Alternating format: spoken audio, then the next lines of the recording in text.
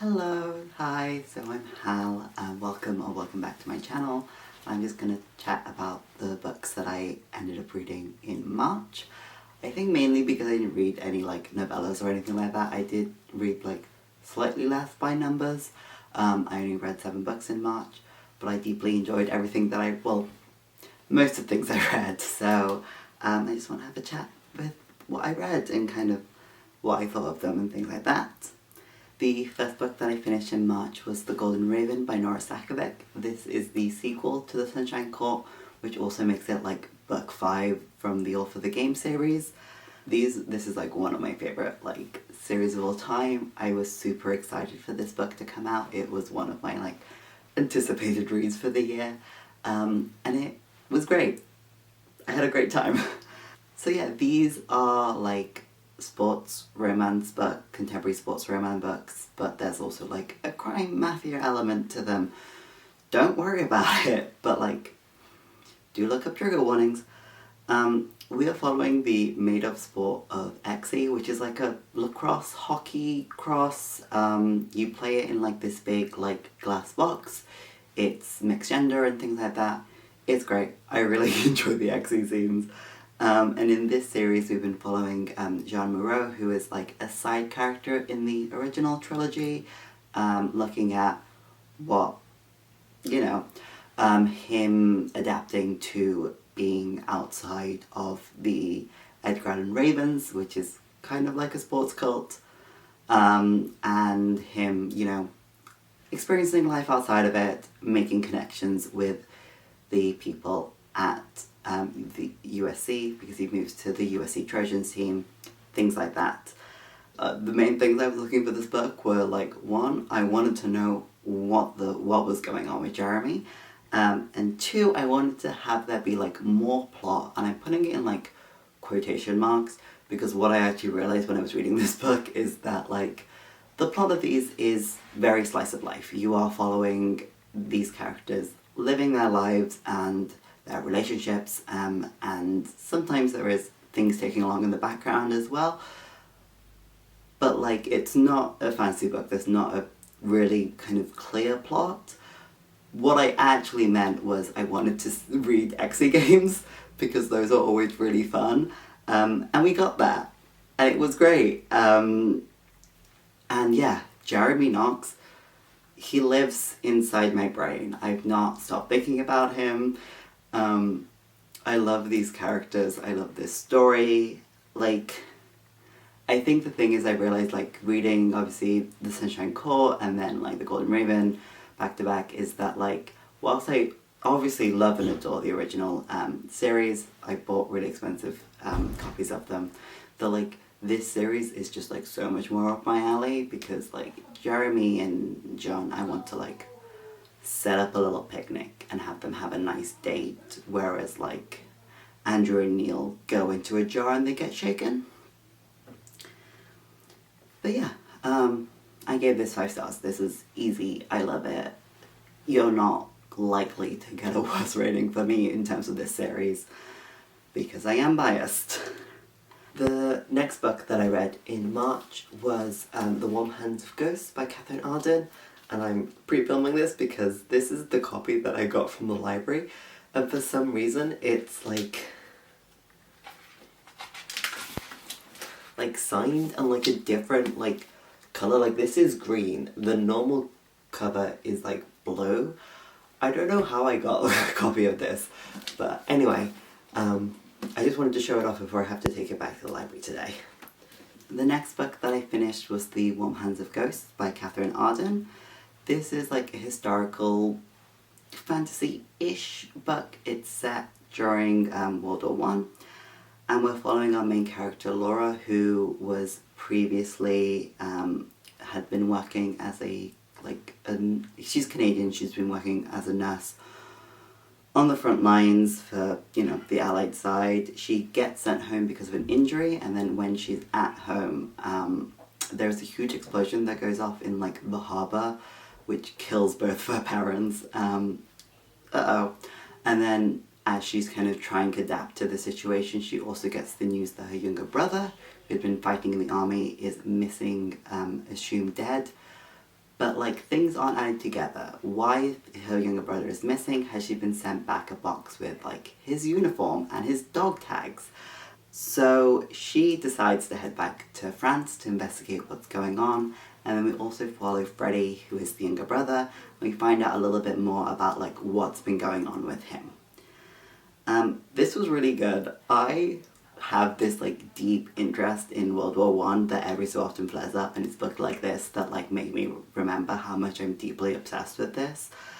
I think it's part of it is it's something that I studied at school, but I really enjoyed it. I think it's a great reflection of kind of the horrors of war and how things like the British social class system is represented within trench fighting and things like that. Also, like, the growth in cosmetic and reconstructive surgery that happened due to World War One, incredibly fascinating. Read Facemaker, please. But yeah, it was great. I had a great time. I liked the various elements that were in this book. It did make me cry. This is one of the several books that made me cry this month. Also, to just be as spoiler-free as possible, I was reading a book about World War One. There were two characters and I was a bit like, are they gay? And I was correct, so that's always fun. I ended up giving this 4 stars. I really enjoyed it. It just like wasn't to that same like all-consuming level that I felt with some other books this month. The next book that I finished was Foreign Bodies, Pandemics, Vaccines and the Health of Nations by Simon Schama. This is a non-fiction book about the history of pandemics and vaccines. It was really interesting. There was definitely, we follow like a couple of different historical figures who are pivotal in kind of spreading vaccines for various diseases throughout kind of various countries. We specifically follow kind of the history of smallpox vaccination as well as the history of the cholera vaccine. And we do that following a lot of work by Valdemar Hafkin, who is this really interesting historical figure that did a lot of work in terms of vaccinations and creating vaccines and spreading vaccines and stuff like that.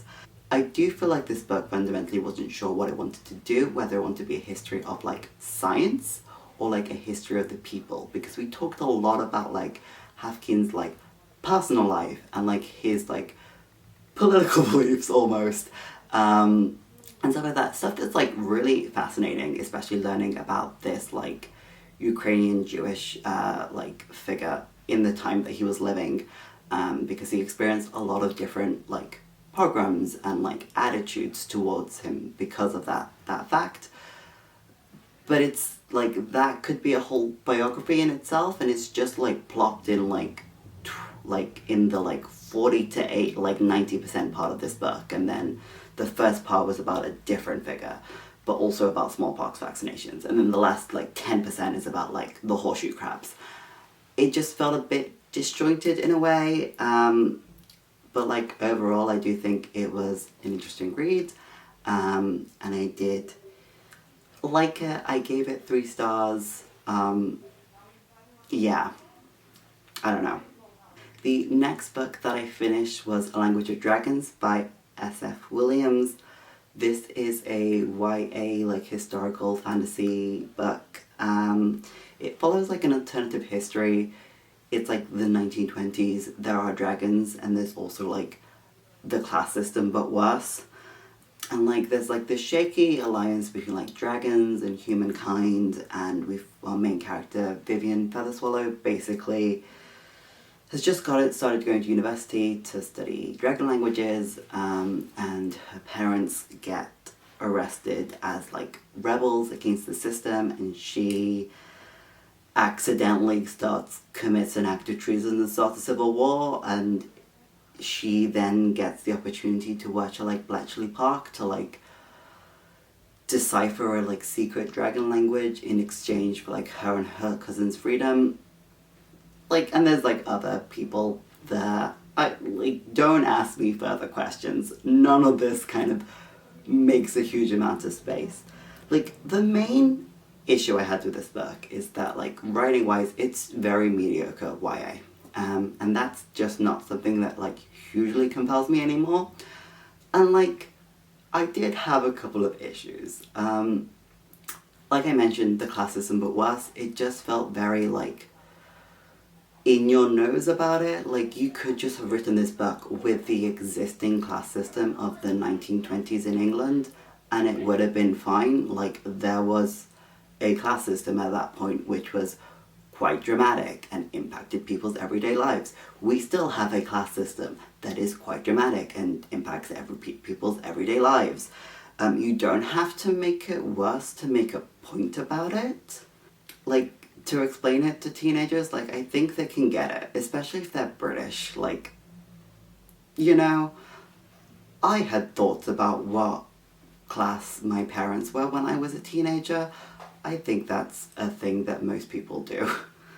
The other thing is just out of nowhere, this book is like, racism still exists, by the way, and it's like, you have not shown me at any point that there is actually racism in this world. You just had to say that because you have non-white characters in the main cast. Okay. Like, it didn't actually feel like this actually affected the characters in the situations that we saw them in. The author just felt like she needed to point that out, kind of thing, and I'm like, this is not showing me anything. Other weird personal issues that I had with this book. I think the thing is, whilst I was reading this book, I was like, yeah, this is fine, and then I stopped reading this book and I went, actually, I didn't like that. I didn't have, like, I didn't like this book, and it's not like I have nitpicky issues with it. Overall, I think it's, like, fine, but I didn't have a good time reading it. So if I'm rating books that are just okay as 2 stars, then a book that I didn't like has to be a 1 star. So it's getting a 1 star. It's not a fundamentally, like, offensive or badly written book, but I think fundamentally I did not have a good time reading it. I did not like it. That's what the 1 star on Goodreads says. If you hover over it, it says, I did not like this book. The next book that I read was The Moonlight Market by Joanne. The main reason that I know about this book and I picked it up is because it's blurbed on the front by Natasha Pulley, so it would come up in search results when I searched Natasha Pulley on book websites. And I thought, why not? Why not pick it up? This is, like, very, like, modern fairy tale. We are following, like, our main character, who, like, contemporary, like, modern fairy tale, the main character, Tom Arnett, who lives in, like, modern day London kind of thing, but we're also getting this story told about, like, the butterfly queen and the moth king, who, like, had this, like, relationship, and then they fell out of love with each other, but they had this son, and then the son went missing, and now the moths and butterflies, like, are in eternal war. And we, like, see Tom, like, fall into this, like, more magical London and get more and more involved. And it's beautiful. Like, the writing in this is, like, it did take me a while for it to click, but, like, once I was in it, I was like, this is gorgeous. I'm obsessed with this. This is yet another one of the books that made me cry. And I think kind of partially because of that, like, I just really, like, it's not a hugely long book. It is probably one of the shorter books that I read this month. But I did, like, I love the atmosphere in it. I thought that was really fun. There's a lot of stuff about, like, cameras and, you know, freezing moments in time, and how, like, the descriptions of, like, the butterflies and the moths I think was really interesting. But yeah, it was great. I did end up giving this 4 stars. I think a little bit of a, like, it got a step up because it did make me cry.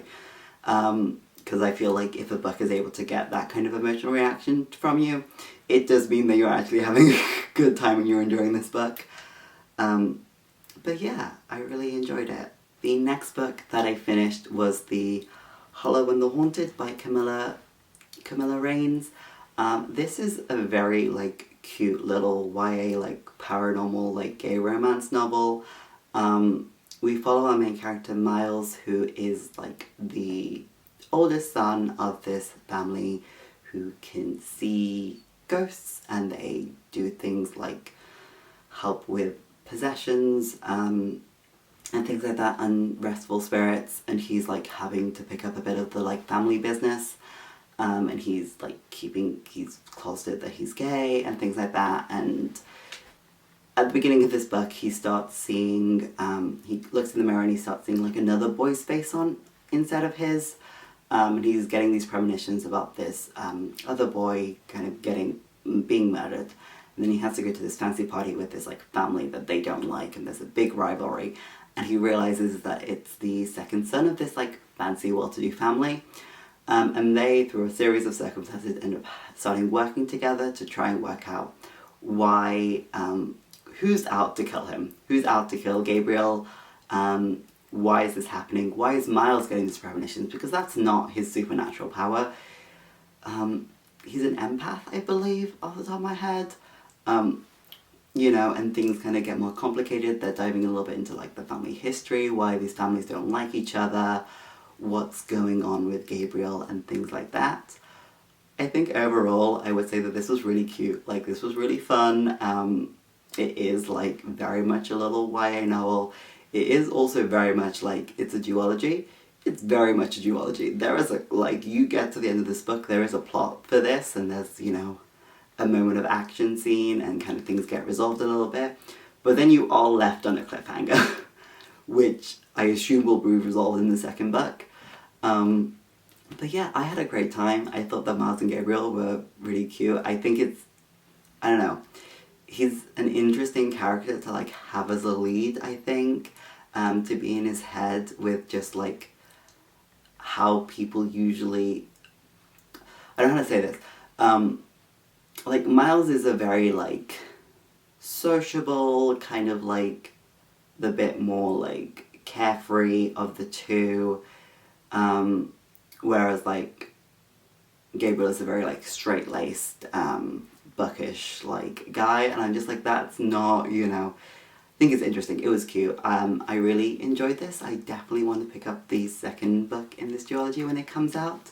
But yeah, like overall, it was cute, it was fine, I had a good time. I've given this 3 stars.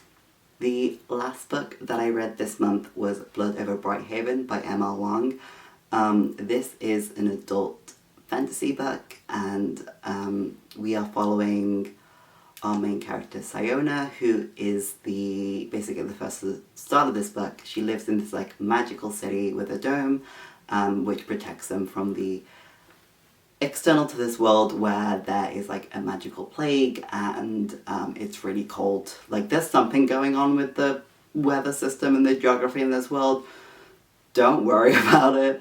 And at the beginning of this book, she is basically doing like this test to be like the first ever female high mage. She is like 27 years old. She is a graduate student, and she like is doing this test so she can become like a high mage and do like further magical research. And women have never had this role before, and she's, you know, manages to pass this test, and she's inducted into this society, and she gets set to work on a project to try and expand the magical barrier that's around the world, around the city even.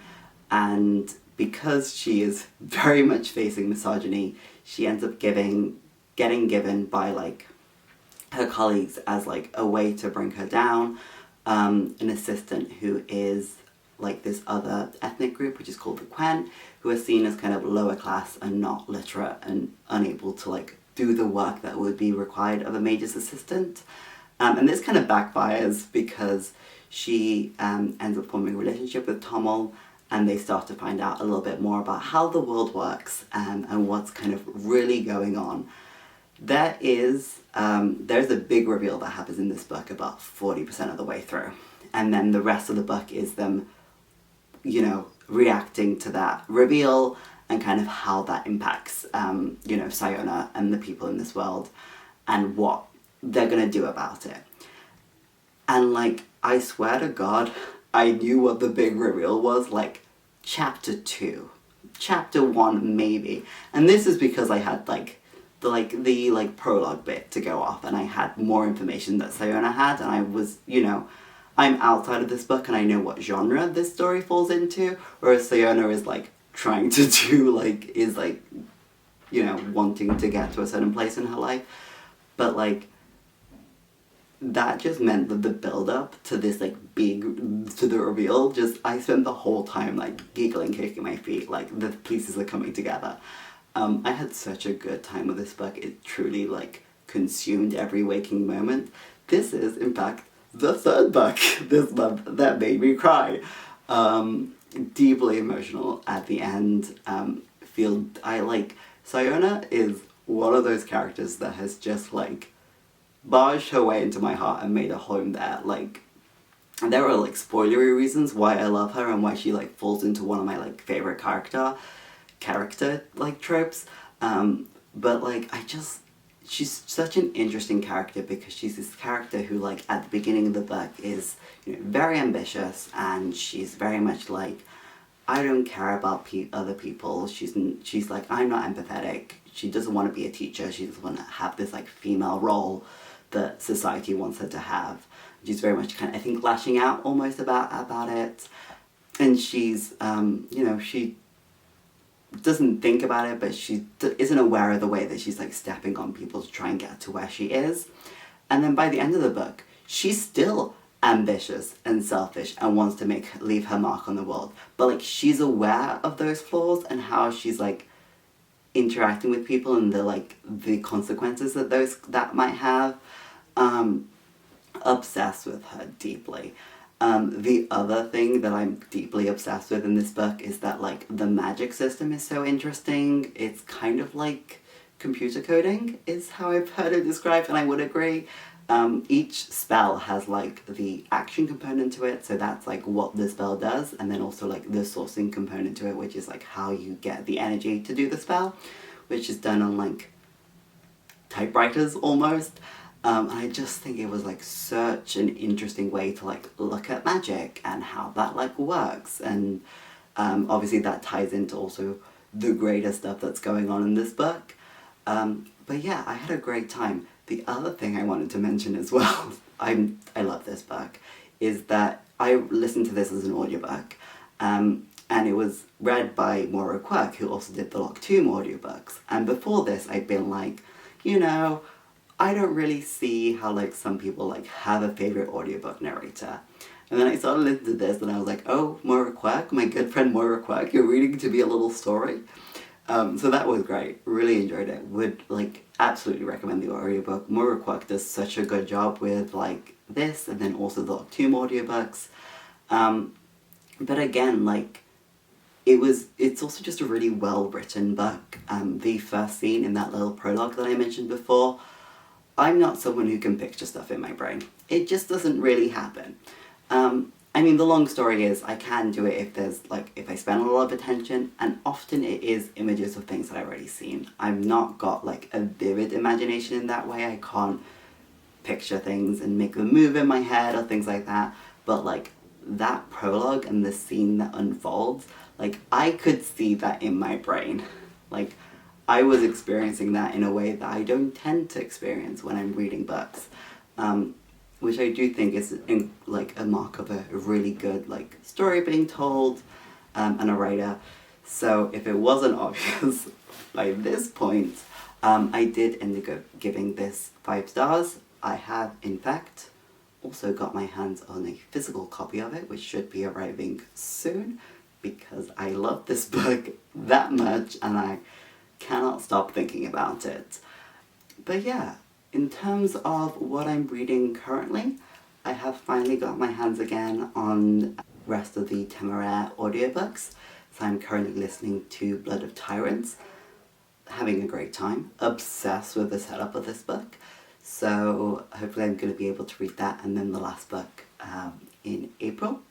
And then I've also started The Darkness Outside Us by Elliot Schrafer, which I'm also having a great time with. And then I have The Hymn of Dionysus to look forward to, which for some reason I received my copy on the 28th of March, even though it doesn't come out until the 4th of April.